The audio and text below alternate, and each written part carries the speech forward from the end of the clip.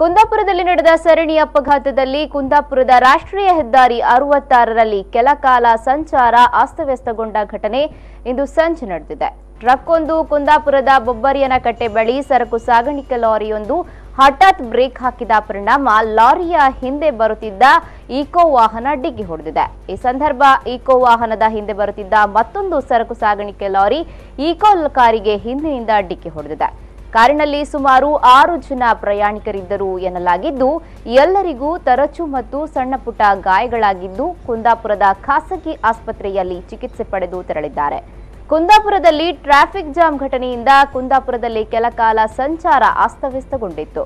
ಘಟನೆ ನಡೆದ ಕೆಲ ಸಮಯದಲ್ಲಿ ಮತ್ತೊಂದು ಟ್ರಕ್ನ ಟೈರ್ ಪಂಚರ್ ಆಗಿ ರಸ್ತೆ ನಡುವೆ ನಿಂತ ಕಾರಣ ಸಂಚಾರಕ್ಕೆ ಭಾರೀ ಅಡೆತಡೆಯುಂಟಾಯಿತು. ನಂತರ ಕುಂದಾಪುರ ಸಂಚಾರಿ ಠಾಣೆ ಪೊಲೀಸರು ಕಾರ್ಯಾಚರಣೆ ನಡೆಸಿ ಸುಗಮ ಸಂಚಾರ ನಡೆಸಿಕೊಟ್ಟರು. ಘಟನೆಯ ಕುರಿತು ಕುಂದಾಪುರ ಸಂಚಾರಿ ಠಾಣೆಯಲ್ಲಿ ಪ್ರಕರಣ ದಾಖಲಾಗಿದೆ.